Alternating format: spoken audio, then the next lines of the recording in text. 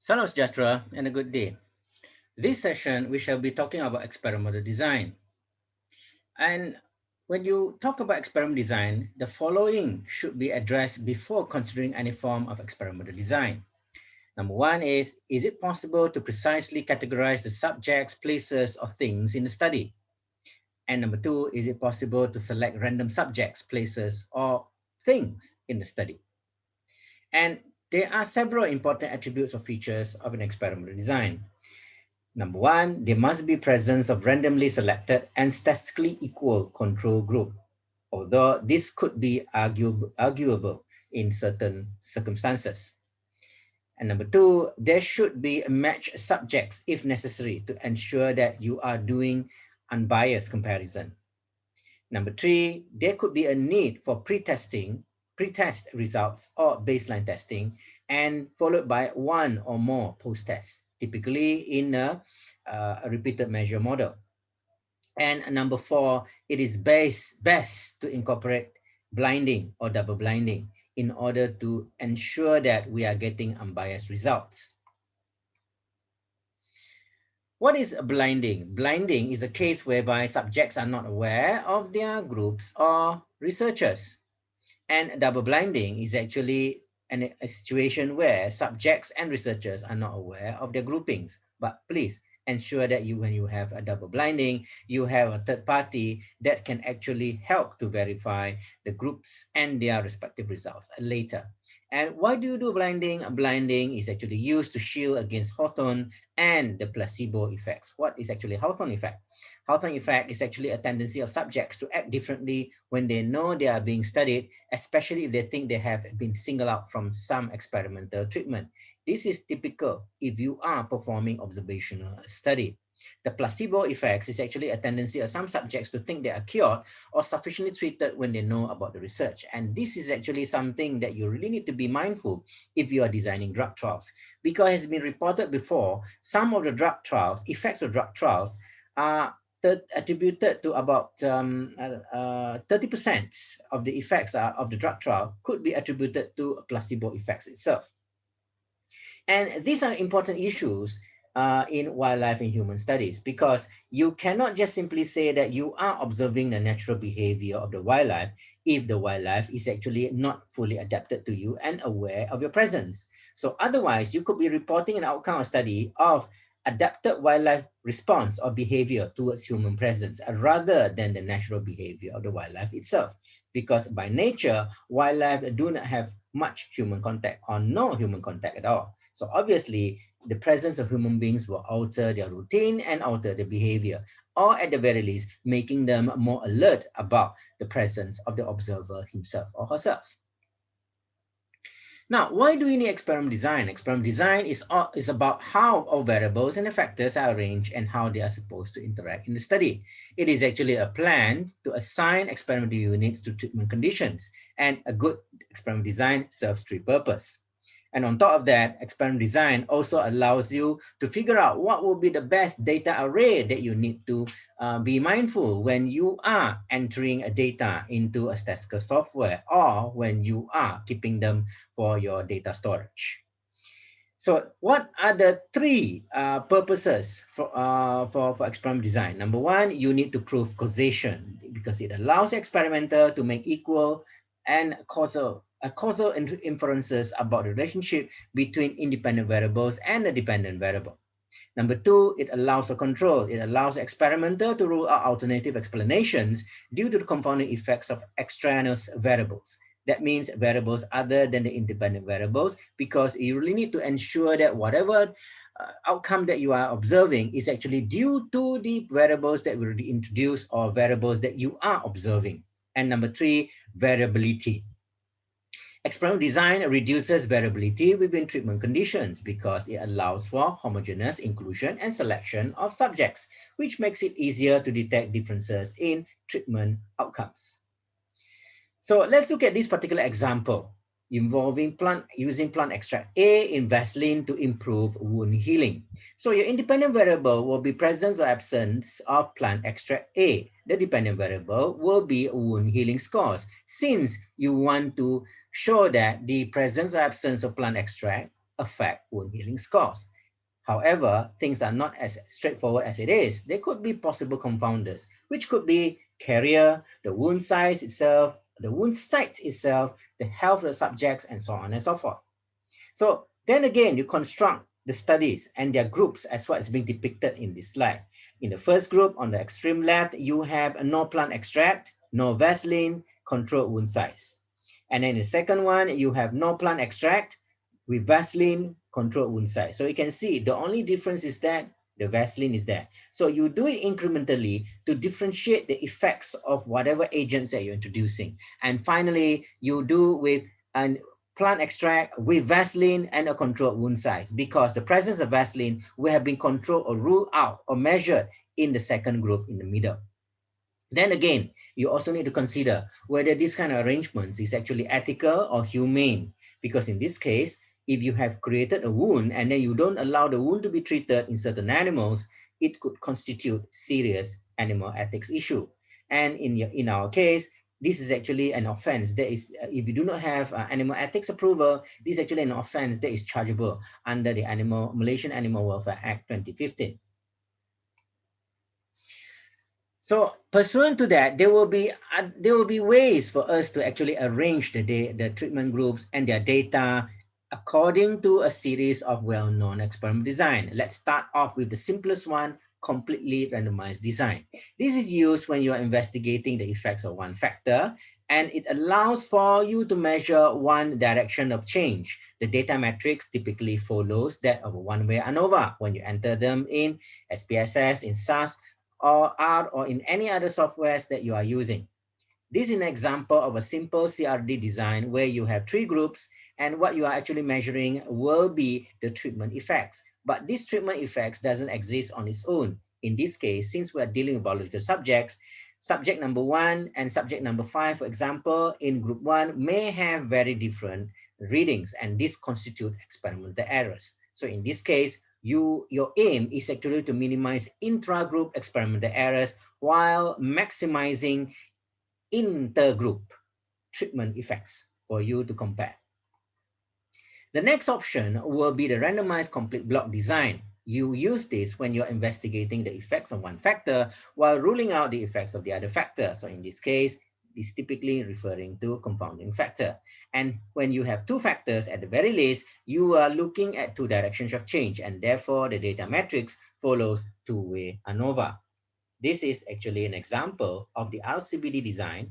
As you can see here, this is a replicate of the earlier CRD design. What you have done here is that you have split them into male groups and females groups, but all the arrangements the same.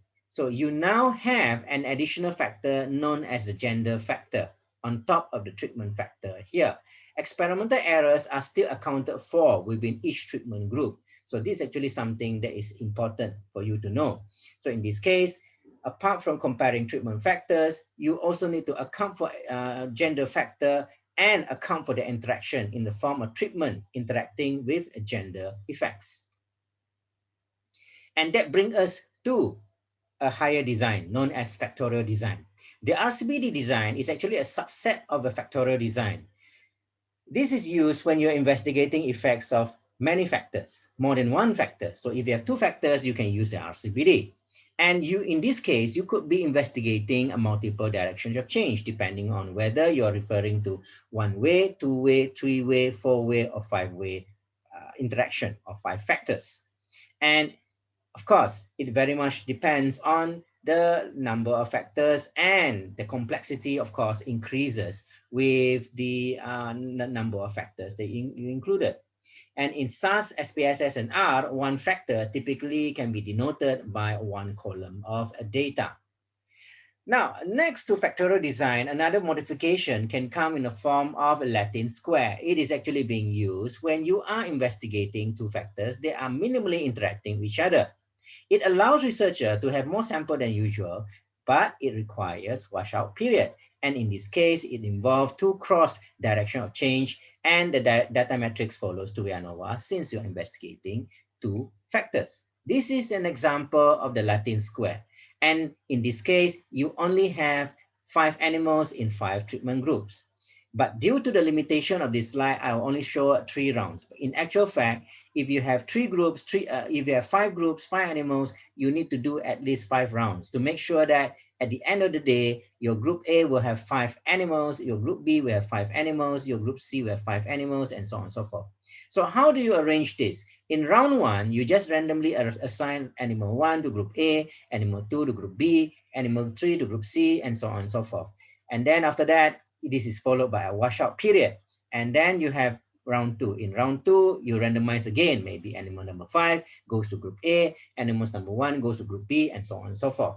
So you can see that when you repeat this 5 times, then you are going to have 5 animals for group A, and so on and so forth. So it may look as if it is actually an economical method, but the issue is you are going to have a problem of animals not having the same age by the time they complete the trial.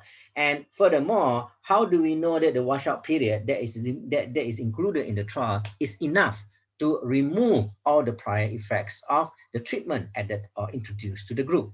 So this again can only be used for 2 factors that are minimally interacting with each other.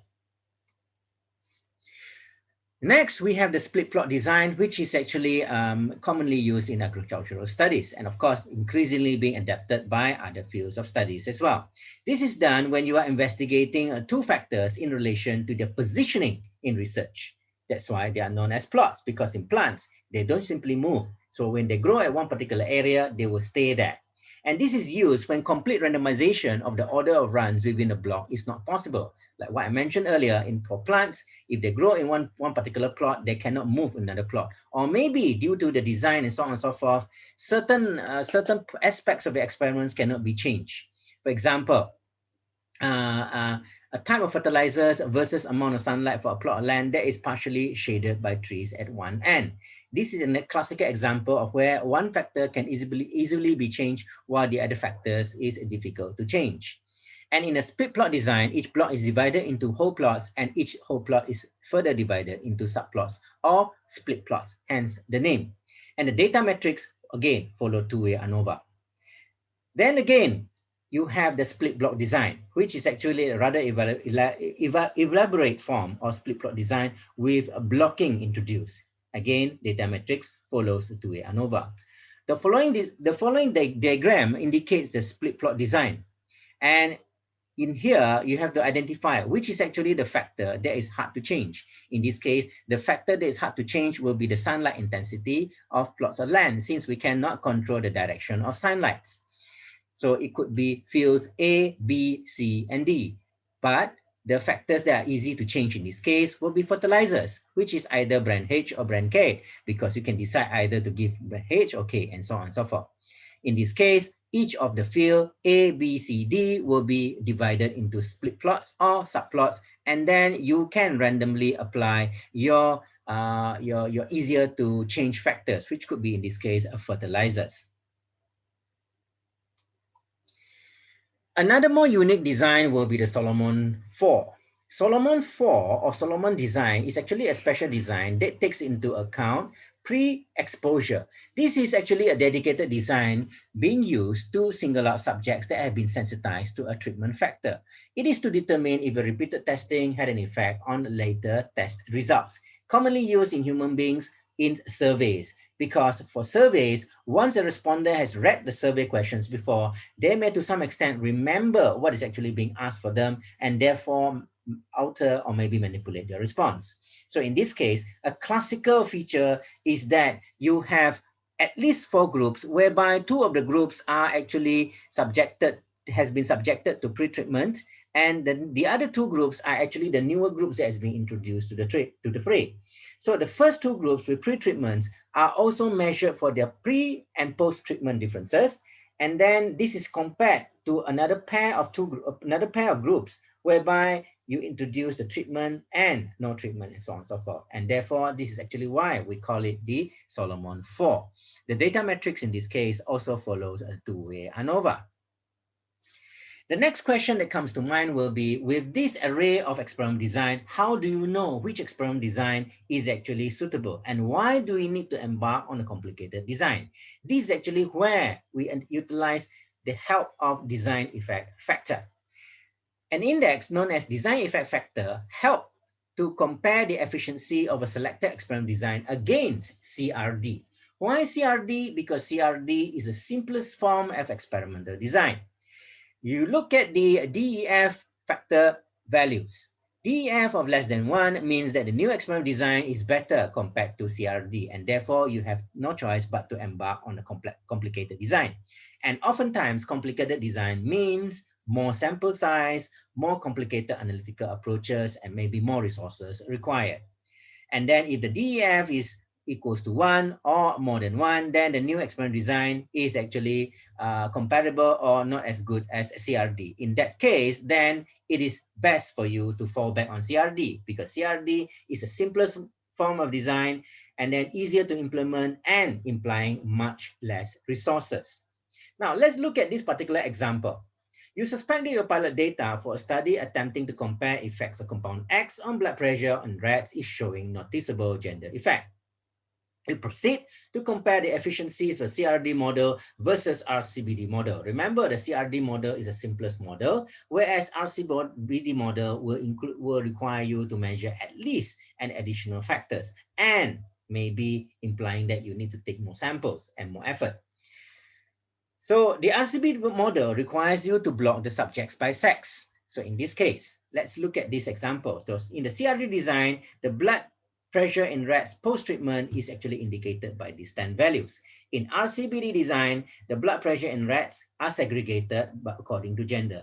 Do pay attention that these 10 values in the CRD design and RCBD design are actually the same. For example, 120, 120, 116, 116, 137 is here, 135 is here, and so on and so forth. They are identical. It's just a matter of, in RCBD design, you group them according to gender. Now, let's look at what will be the calculations like. In CRD design, the blood pressure in rats post-treatment will yield a variance of 52 based on the formula given earlier in this case. So in the RCBD design, the variance calculated will be 52 for the males and a 42 for the females. And this will give us a pooled variance value of 47.26. So the DEF can therefore be calculated from the new design, which is RCBD, divided by the basic design, which is the CRD. So in this case, it's 47.26 divided by 52, and it equals 0.91.